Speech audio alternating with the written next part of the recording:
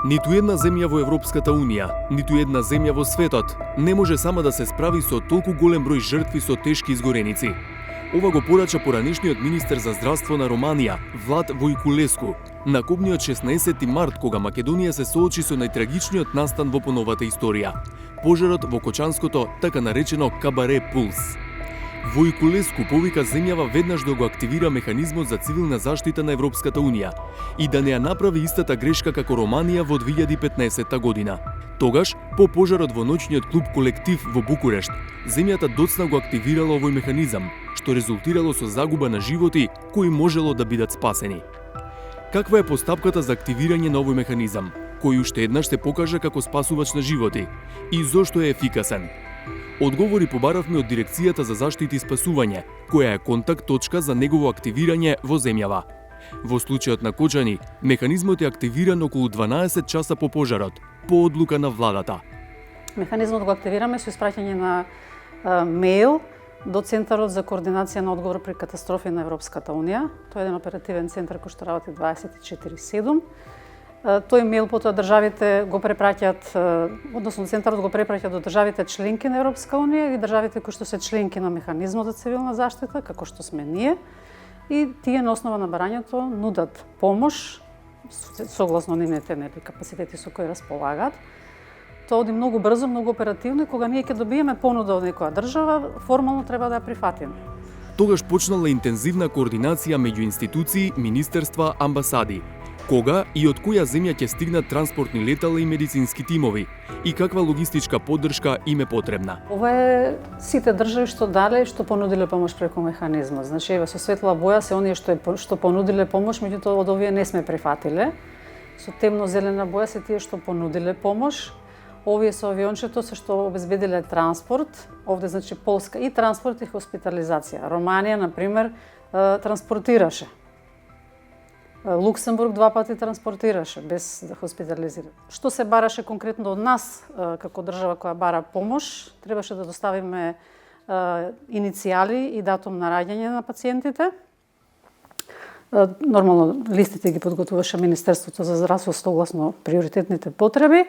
Потоа се доставува и медицинските извешти за државите нели да имаат сознанија со каков тип на пациенти располагаат и каква нега првична е потребна за нив.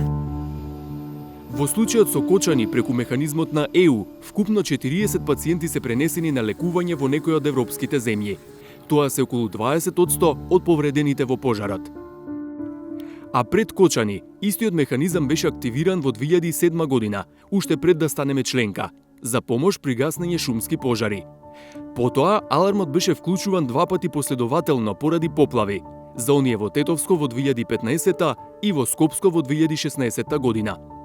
Во 2019 механизмот бил вклучен поради пожари, следната 2020 поради COVID-19 пандемијата, во 2021 пак за пожари, во 2022 за репатриација на македонски граѓани од Украина и лани повторно за пожари. Или, земјава досега го активирала ЕУ механизмот 8 пати. Од 2019 па навака не е активиран само една година, во 2023. Во случајот со Кочани, механизмот и натаму е отворен, велат од Европската Унија. Механизмот за цивилна заштита на Европската Унија ќе остане активиран се додека Северна Македонија има отворена потреба за помош која е во надлежност на механизмот. Во овој конкретен случај Северна Македонија добива понуди за медицински третман и медицински транспорт од Скопје до болниците во земјите приматели. Преку механизмот на ЕУ во странство се лекуваа или натаму се лекуваат 40 пациенти, но вкупната бројка на пациенти кои беа или се згрижени надвор од земјава во еден момент достигна до 115.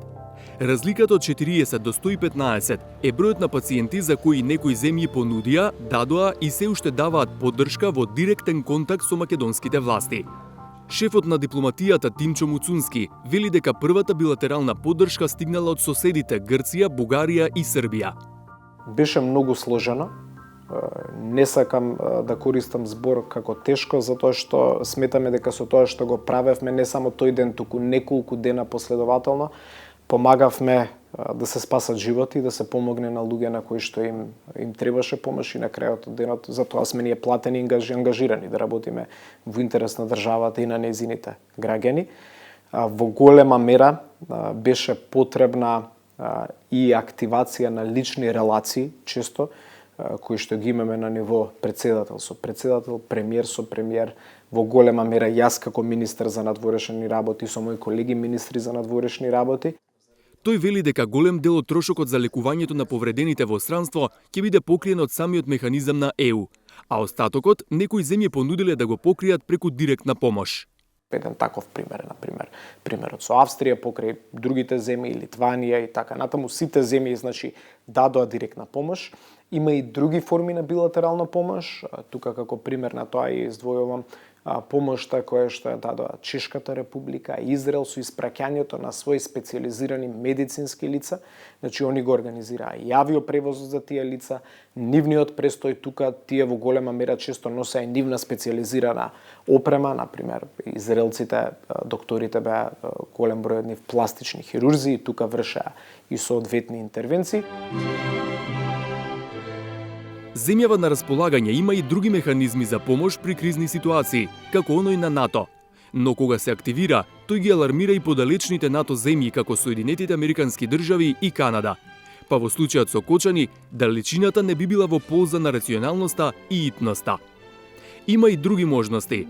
Во касарната Илинден во Скопје е командното седиште на Балканските медицински наменски сили. Тоа е меѓународна единица составена од припадници на армиите на 6 земји: Македонија, Србија, Албанија, Црна Гора, Босна и Херцеговина и Словенија, поддржани од Норвешка, САД и Европската Унија. Командант е полковникот во Српското министерство за одбрана и кардиолог-интернист Велјко Милич. Тој во Македонија упатен да ја врши таа должност 2 години. Единицата е формирана во 2016 година, а од 2019 е во полн оперативен капацитет. Со неја раководи управен одбор во кој има по еден представник од сите 6 армии. Тие одлучуваат и за активација на единицата. Како се врши активирање? Земја која има потребу за збринјавање пациената, односно повреđenih или оболелih због неког изненадног дешавања, je preko svojih članova upravnog odbora ili direktno preko čermena, odnosno predsjedavajućeg upravnog odbora, koji je sada trenutno predstavnik Makedonskog ministarstva odbrane, znači upućuje zahtev, a vrlo brzo posle toga se organizuje videokonferencija u najkraćem vremenskom roku i доноси се одлука о активирању болнице. Болницата за која говори полковник Милич е монтажна, која се поставува на местото на кое се случила непогодата како земјотрес, пожар, поплава и слично. Во случајот на Кочани, сепак овој механизам не бил активиран, бидејќи се потребни до 48 часа за да се постави болницата, а природата на повредите на настраданите во Кочани барала итен и поинаков третман. Но силите помогнале со меѓународната координација, особено на почетокот. Zašto su se u stvari formirale balkanske medicinske snage? Zato što vi znate da su sada resursi naših država smanjeni. Na ovaj način mi možemo da odgovorimo ovakvim izazovima, jer svaka od država koje učestvuju u balkanskim medicinskim snagama ima određene module koje priključuje i mi funkcionišemo kao celina.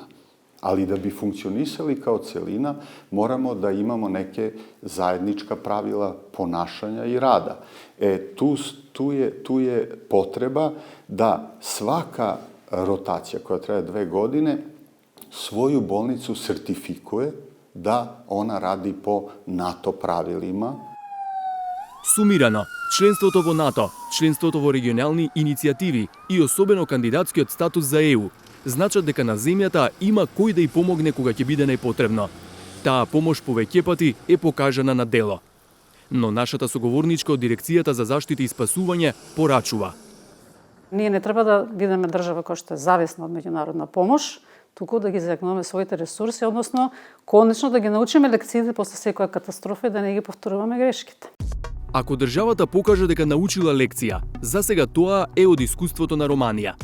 По пожарот во клубот Колектив во Букурешт, таа вечер починале 27 лица, а за 146 била потребна итна хоспитализација. Сите биле згрижени во локални болници. Романија го активирала ЕУ механизмот дури 6 дена подоцна, откако почнал да расте бројот на починати меѓу повредените. До крајот на третата недела по пожарот, бројот на починати во болница се искачил на 33, што го крива вкупниот биланс на жртви на 60. Во неделите и месеците потоа, како жртви на пожарот, се додадени уште 4 лица, за конечен биланс од 64 мртви. Во пожарот во Кочани загинаа 59 луѓе, а речиси 200 беа повредени. Тешко повредените веднаш беа префрлени во Скопје, а оттаму уште истиот ден прво во Грција, Бугарија и Србија, а потоа и во други земји. Досега не почина ниту еден од повредените. Надежите се дека навремената реакција и помош ќе придонесат така и да остане. Останува да се научи потешката лекција. Трагедија како во Кочани никогаш да не се повтори.